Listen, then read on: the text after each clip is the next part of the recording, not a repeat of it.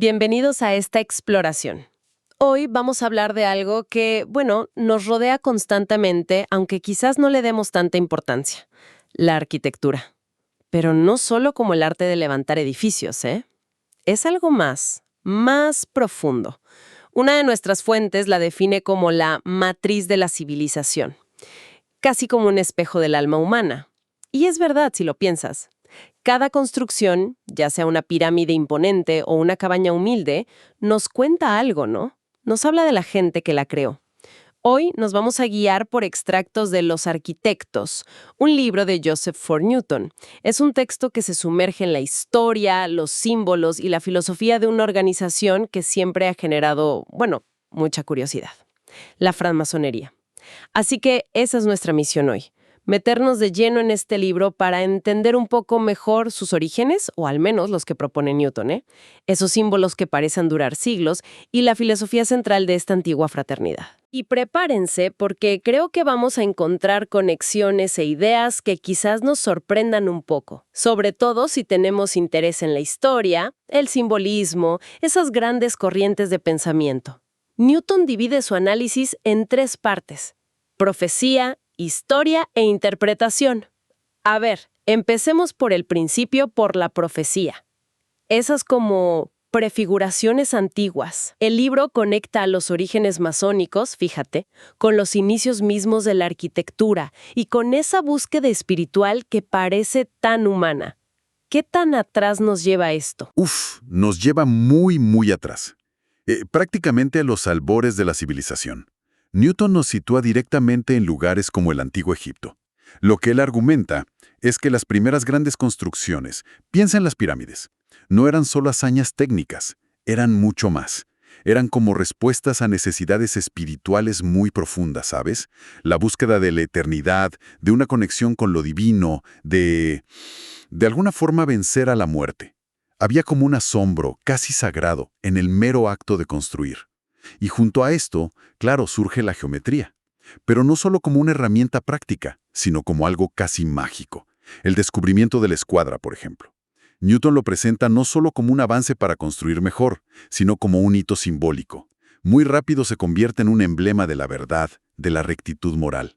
Incluso sugiere que los templos egipcios se diseñaban buscando reflejar el cosmos tal como ellos lo entendían. Fascinante eso, ¿no?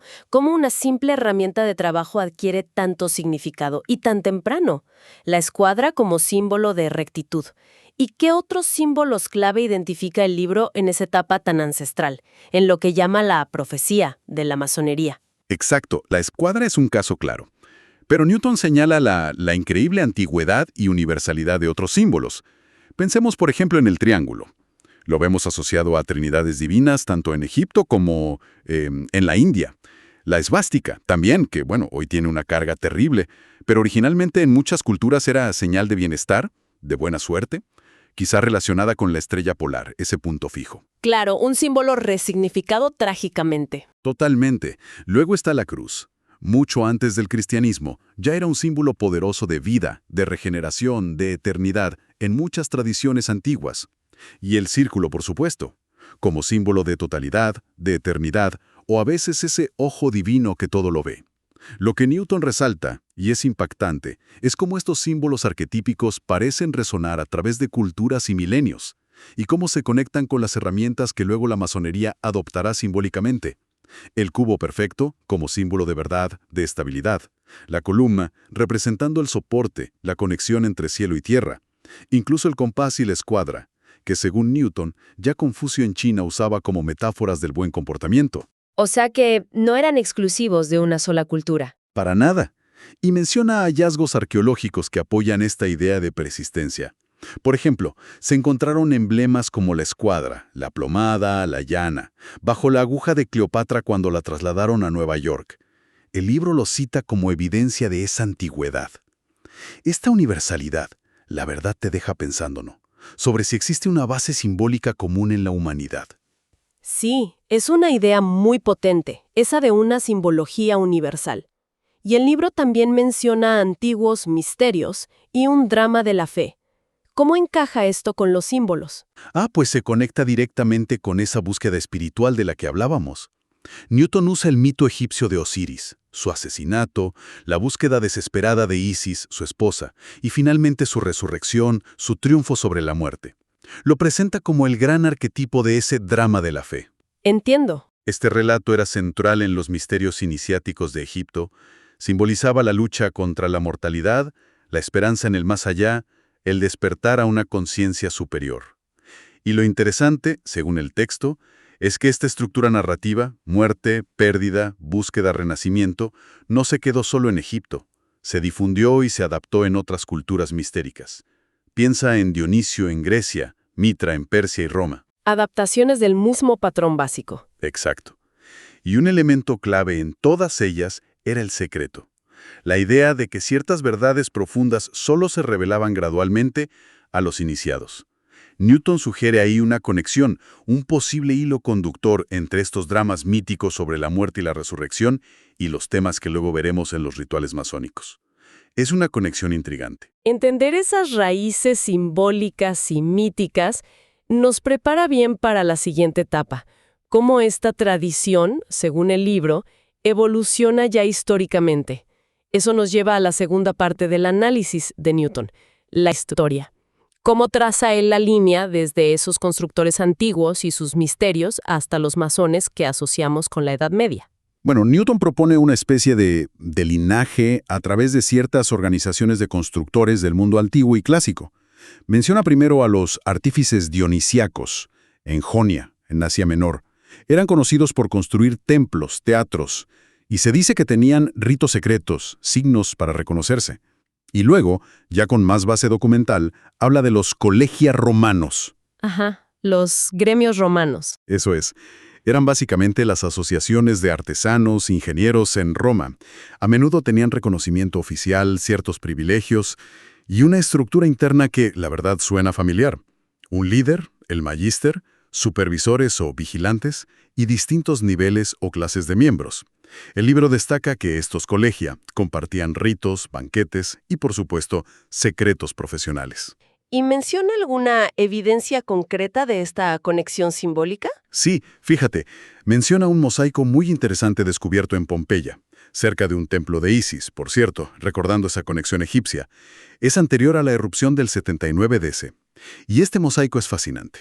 Muestra una calavera sobre una rueda, equilibrada por un nivel de carpintero y una plomada. Y al lado, una mariposa. Vaya combinación de símbolos. Potentísima. Muerte, tiempo, rectitud, equilibrio, transformación del alma, todo ahí. Newton lo ve como una evidencia sugerente de la conexión simbólica. Entonces, estos colegia podrían ser como los ancestros organizativos. Pero claro, luego vino la caída de Roma, un momento de caos total. ¿Qué pasó con esas tradiciones, según el libro? Aquí es donde Newton introduce una teoría muy particular. Y hay que decir que debatida por los historiadores, la de los maestros comasinos. ¿Comasinos? Del lago de Como. Exacto. La hipótesis que presenta el libro es que, en medio del caos post-caída del Imperio Romano de Occidente, un grupo de arquitectos y artesanos expertos logró como preservar las tradiciones clásicas.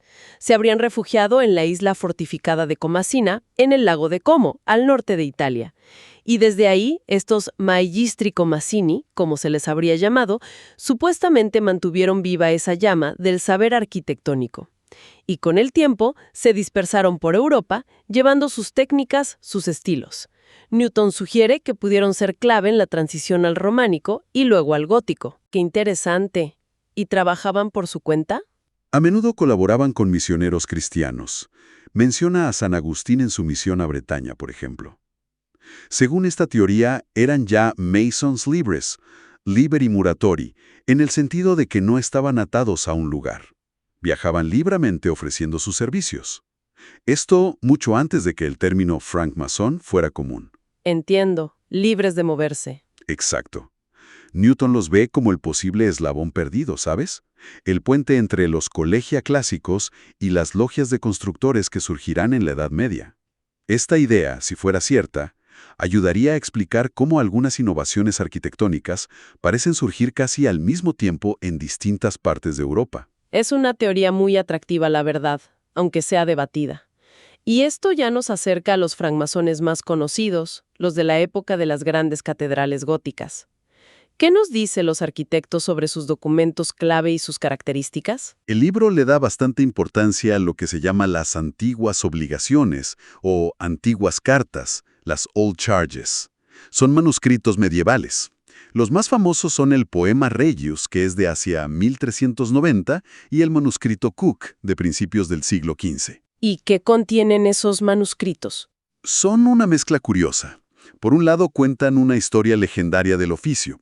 Remontan sus orígenes a figuras como Euclides en Egipto, el rey Athelstan de Inglaterra. Athelstan. ¿Sí? Que supuestamente les dio fueros como una carta de derechos. Mencionan también el templo de Salomón, claro, y hasta personajes míticos como Hermes Trismegisto o Pitágoras. Una mezcla legendaria. Mucha leyenda ahí. Muchísima. Pero, por otro lado, establecen reglas muy concretas, normas de conducta moral y profesional para los masones. Y Newton hace una distinción importante que se hacía en la época, entre los Freemasons, los francmasones, que solían ser los arquitectos, los diseñadores, los maestros de obra, a menudo con libertad para viajar entre proyectos, y los Craft Guilds, los gremios locales, que agrupaban a los albañiles y otros artesanos de una ciudad específica. Eran distintos. Comprendo la diferencia. ¿Y cómo era la logia medieval? Pues la describe como el centro de la vida de estos constructores, sobre todo de los itinerantes. Era lugar de trabajo, de aprendizaje, de convivencia. Estaba estructurada jerárquicamente. Generalmente, aprendiz, compañero y maestro. Tenían un código ético muy fuerte, se apoyaban mutuamente. Y por supuesto, usaban signos, toques, palabras secretas, para reconocerse entre ellos y proteger los secretos del oficio. Los famosos secretos. Exacto. Aunque el libro también menciona que hay debate entre historiadores sobre cuántos grados o niveles de iniciación había realmente en esas logias, puramente operativas, las de los constructores. Entendido. Pero bueno, esa época dorada de construir catedrales eventualmente terminó. ¿Cómo sobrevivió la masonería? ¿Cómo se transformó cuando ese tipo de trabajo empezó a escasear? El libro señala un momento clave: la formación de la Gran Logia de Inglaterra en 1717. Exactamente. Con el declive de esos grandes proyectos, sobre todo religiosos, la masonería operativa, la de los constructores prácticos, empezó a decaer. Pero estaba pasando algo muy interesante.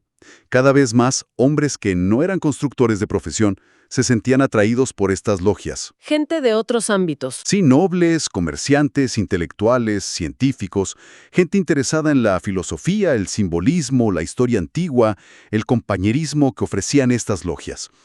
A esto se le llama la transición a la masonería especulativa.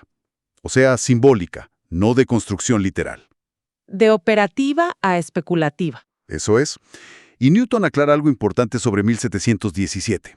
La fundación de la Gran Logia de Inglaterra, que reunió a 4 logias de Londres, no fue tanto crear algo de la nada. Fue más bien una reorganización. Una forma de dar estructura y visibilidad a logias que ya existían. Y que de hecho ya tenían una mezcla de miembros operativos y especulativos. Entiendo. No fue un comienzo absoluto. No. El cambio realmente sísmico, y el libro lo subraya mucho, vino un poquito después, con las constituciones compiladas por el reverendo James Anderson en 1723. ¿Qué tenían de especial esas constituciones? Establecieron un principio que, para la época, era, revolucionario, que la masonería, en lugar de exigir lealtad a una fe o iglesia concreta, debía unir a sus miembros en torno a, y cito la idea, aquella religión en la que todos los hombres están de acuerdo. ¿Una religión universal, digamos? Exacto. Un enfoque en la creencia en un ser supremo, sí, pero sobre todo en la moralidad universal y la tolerancia. Buscaba la unidad por encima de las divisiones sectarias. Figuras clave en esto, además de Anderson, fueron George Payne y el científico J.T. de Saguliers, gente influyente. Un giro hacia el universalismo bastante radical para ese tiempo. ¿Pero fue una transición fácil? El libro dice que hubo resistencias, divisiones. No, para nada fue un camino de rosas. Newton cuenta que hubo oposición desde fuera, a veces en plan satírico, como cuando crearon la muy antigua orden de los gormogones para burlarse, pero también intentos serios de revelar los secretos. Hubo un libro, Masonry Dissected, de Samuel Pritchard, en 1730, que tuvo mucho impacto. ¿Y dentro de la masonería? Quizá más importantes fueron las divisiones internas. Surgió un cisma, una división fuerte, entre los llamados antiguos y los modernos. ¿Quiénes eran los modernos? Los afiliados a la Gran Logia de 1717. Los antiguos, en cambio, decían preservar tradiciones más viejas, quizá de origen irlandés o escocés. Las razones del conflicto eran complejas, según Newton. Diferencias en los rituales, sí, pero también desacuerdos sobre cómo se administraba la orden, y muy importante, sobre ese grado de universalismo. Algunos sectores, sobre todo entre los antiguos, querían darle un carácter más explícitamente cristiano. Se resistían al enfoque más deísta y universalista de las constituciones del 23. O sea, un debate sobre la propia identidad de la masonería. Exactamente. Y esta división duró décadas, ¿eh? Pero finalmente, en 1813, las dos facciones rivales se reconciliaron, formaron la Gran Logia Unida de Inglaterra. Mientras todo esto pasaba en Inglaterra, la masonería se expandía rapidísimo por el mundo. Llegó muy temprano a las colonias americanas. Hay evidencia de actividad masónica allí incluso antes de 1717. Y según Newton jugó un papel, bueno, no despreciable en la Revolución Americana. Interesante esa conexión. Sí, y el texto también menciona de pasada el famoso caso Morgan, en Estados Unidos, ya en el siglo XIX. Un incidente muy polémico que desató una fuerte ola de sentimiento antimasónico. Vaya, un periodo de consolidación, expansión, pero también de conflicto interno y externo. Muy revelador. Y con esto entramos ya en la última parte del libro, la interpretación. Después de recorrer toda esta historia, esta simbología tan compleja, ¿cuál dirías que es la filosofía esencial de la masonería que nos presenta los arquitectos? Newton la resume en varios pilares, diría yo. Primero y fundamental, la creencia en un ser supremo. Lo llaman el gran arquitecto del universo. Esa es la base de todo. La piedra angular. Exacto. Segundo, un énfasis muy fuerte en lo que llama la religión universal. O sea, no una religión específica, sino los principios morales y espirituales que comparten las grandes tradiciones humanas. Fe en Dios, ética, búsqueda de la verdad. La idea es unirse en lo esencial, más allá de los dogmas. Unidad sobre división. Eso es. Tercero, la promoción de la hermandad del hombre, basada en la idea de que todos venimos de un origen divino común y por lo tanto somos hermanos. Cuarto, el desarrollo del carácter moral. Y aquí es donde entran las herramientas del constructor. La escuadra, el nivel, la plomada, el compás, se usan de forma puramente simbólica, como guías para construir una vida recta, equilibrada, bien orientada.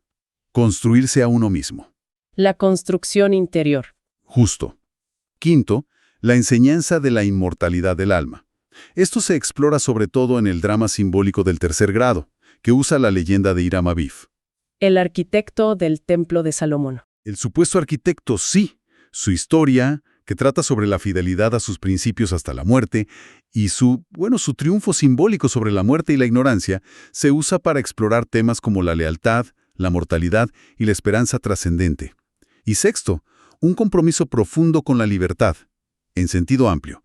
Libertad de conciencia, religiosa, intelectual, espiritual. Esos serían los pilares centrales según Newton. Queda bastante claro. Entonces, los arquitectos no presentan la masonería como una simple curiosidad histórica o un club social, sino como una tradición viva, con unas raíces profundísimas, que usa un lenguaje simbólico muy potente para impulsar el crecimiento ético y la fraternidad, y todo anclado en una base de fe espiritual. Al final parece que se trata de construir mejores personas para, quizás, construir un mundo mejor. Exactamente esa es la visión que transmite el libro. Newton insiste mucho en que el verdadero espíritu de la masonería es, en esencia, amistad. Una amistad doble, dice él, una relación como de hijos con lo divino, y una relación fraternal con los demás seres humanos. Amistad vertical y horizontal, podríamos decir. Podríamos decirlo así, ¿sí? Su propósito último, según esta visión, sería derribar las barreras que nos dividen, raza, credo, nacionalidad, y construir una sociedad más justa, más armoniosa, empezando por la mejora personal de cada miembro. Desde esta perspectiva, la fortaleza de la masonería no estaría tanto en sus secretos rituales, que Newton ve más como una forma de enseñar. Una metodología. Eso, una metodología pedagógica, sino en la universalidad y la profundidad de sus principios éticos y espirituales. Verdades simples, dice, pero fundamentales. Para ir cerrando esta exploración tan interesante y pensando en quienes nos escuchan, ¿habría alguna idea final del libro que nos deje reflexionando? ¿Algo para llevarse? Sí, sí la hay. Hay un pasaje muy elocuente casi al final del libro. Newton lanza una pregunta directa. ¿Cuándo se puede considerar que un hombre es masón? Y su respuesta, fíjate, no se centra en ceremonias ni en afiliaciones. Se centra en una serie de cualidades internas, de carácter. ¿Qué tipo de cualidades? Describe a un verdadero masón como alguien que siente humildad ante la inmensidad del universo, que practica la empatía, incluso hacia los errores de los demás, que cultiva la amistad sincera, que ama la naturaleza, que busca la paz interior, que es capaz de ver la chispa divina en los otros, más allá de sus fallos, que es fiel a sí mismo, a Dios, a sus compromisos, y que tiene una alegría de vivir tan profunda que le permite enfrentar la muerte sin temor. Una descripción muy aspiracional. Mucho. Y Newton sugiere que el auténtico secreto masónico no está escondido en fórmulas extrañas. Reside en la dedicación total a vivir estos principios. Ponerlos al servicio del mundo. Es una reflexión, poderosa, creo yo. Nos invita a pensar qué significa realmente encarnar un ideal, más allá de cualquier etiqueta o pertenencia.